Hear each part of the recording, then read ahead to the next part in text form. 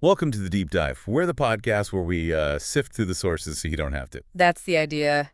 Get you the key takeaways. And today, we are diving into a new release, or rather an upcoming one. It's David Baldacci's Strangers in Time. It's historical fiction World War II. Right. It's set for release April 15th, 2025, but there's already quite a bit out there. We've been looking at the Amazon page mainly. Yeah, the description, those editorial reviews they put up early, author info, all that jazz. So our mission today really is to unpack what this book is all about, the story, the main ideas, and, what makes it potentially stand out in a pretty crowded field of WWII novels. Okay, let's jump in. Setting. London, 1944. Paint us a picture. What was happening then? Well, 1944 in London, you're past the main blitz, but the danger definitely hasn't gone away. It's actually a different kind of threat. Different how? We're talking V-1 flying bombs, the doodlebugs, and then the V-2 rockets later on. These were, well, terrifying because they were so random. Silent, some of them, until impact. So not like the bombing raids where you might hear planes coming. Exactly. It created this constant low-level hum of anxiety you just never knew. That feeling, that atmosphere of unpredictability and danger that seems absolutely central to this book's world. Really sets a tense backdrop. And into this world, Baldacci drops our main characters. Let's start with Charlie Matters. Okay, Charlie. He's 14, an orphan living rough in the East End. His mom died in the Blitz. His dad was lost in the Navy. Tough start. Very. And he's surviving by stealing. We actually meet him when he tries to lift something from a bookshop, the bookkeep, run by a guy named Ignatius Oliver. Right, okay, a young kid pushed to extremes. And then there's Molly Wakefield. Her story sounds quite different. Yeah, Molly's 15. She's just come back to London after being evacuated to the countryside for almost 5 years, part of that big Operation Pied Piper evacuation. Wow, 5 years away. Coming back must have been a shock. Huge. London's barely recognizable to her, scarred by the war, and the homecoming she dreamed of. It doesn't happen. What goes wrong? Well, first off, her parents are just gone, missing. She finds her old nanny, gets some confusing info. Dad's supposedly at the Ministry of Food, Mom's in a sanatorium. But it's not right. Doesn't seem to add up. Her dad doesn't show, and she learns he actually left London months ago. Plus, she gets this creepy feeling someone's following her. So it's immediate uncertainty and, frankly, fear. Okay, so you've got Charlie's the street smart orphan and Molly, the returning evacuee, facing this mystery. And they both connect with this third character, Ignatius Oliver. That's right, Ignatius. He owns the bookkeep, the bookshop where Charlie first turns up. He's recently widowed, dealing with his own grief. Ah, so loss is a connection point. It seems like it. He sort of takes Charlie and Molly under his wing, becomes this unlikely protector.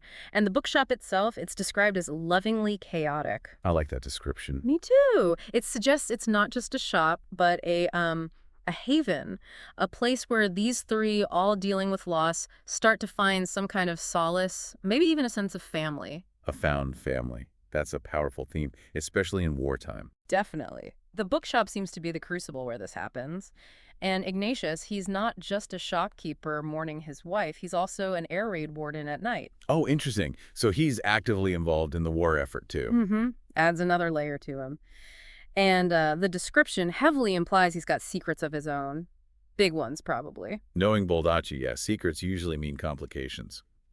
So besides this found family aspect, what other big themes or plot points are hinted at? Well, obviously survival, just the day-to-day reality of living in London under bombardment, rationing, fear, the grind of it all. Right, the basics. And woven through that is loss and grief. I mean, every main character is carrying a heavy burden of loss. Charlie's parents, Ignatius's wife, Molly's missing parents, and her lost childhood, really. And that shared grief seems to be what allows these unlikely friendships to form. Exactly. How connections spark in the worst times. But then there are the secrets we mentioned. Ignatius's past, whatever's going on with Molly's parents, this person following her. That suggests a thriller element, too. So not just a quiet story about coping. There's danger. Seems like it. But there's also hope. The write-up talks about healing and hope they find in one another and their ability to rise from the ashes. So it's about resilience, too. Finding strength together. Yeah. And maybe finding strength in stories themselves. The bookshop setting feels important. Maybe books offer escape or comfort or a way to make sense of things. A bookshop is a refuge. Yeah. Makes sense. Yeah. Okay, Let's shift gears. What are the early reviews saying? We've got some quotes here from other authors. Yeah, quite a few big names have weighed in already. Mish Album calls it riveting, highlighting secrets, betrayals, and unlikely friendships.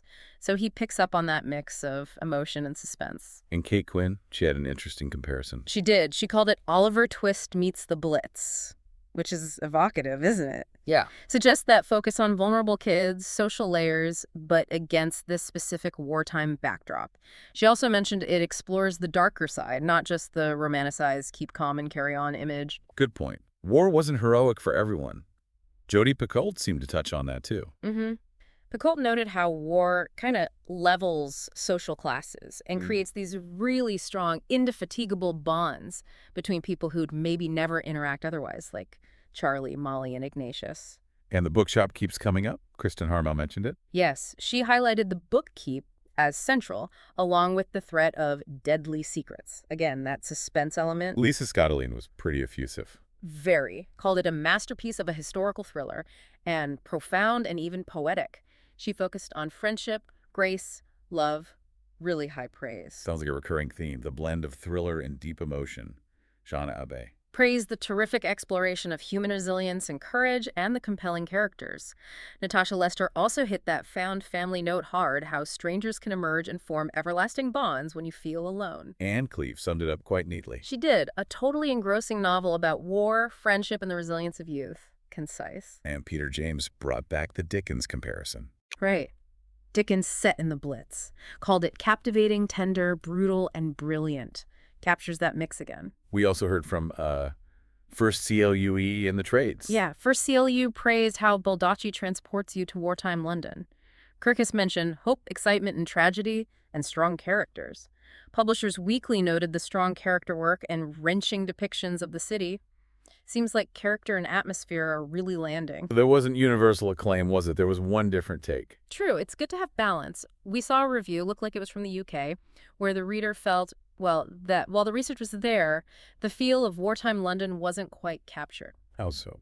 They found the story a bit dull, which contrasts sharply with riveting and specifically mentioned Americanisms in the language, things that felt out of place for 1940s Britain. Ah, okay. That's a specific critique about authenticity. Interesting. Yeah, it shows how tricky writing historical fiction can be, especially across cultures. What feels right to one reader might jar another. Definitely something to keep in mind. Now, just briefly, David Baldacci himself.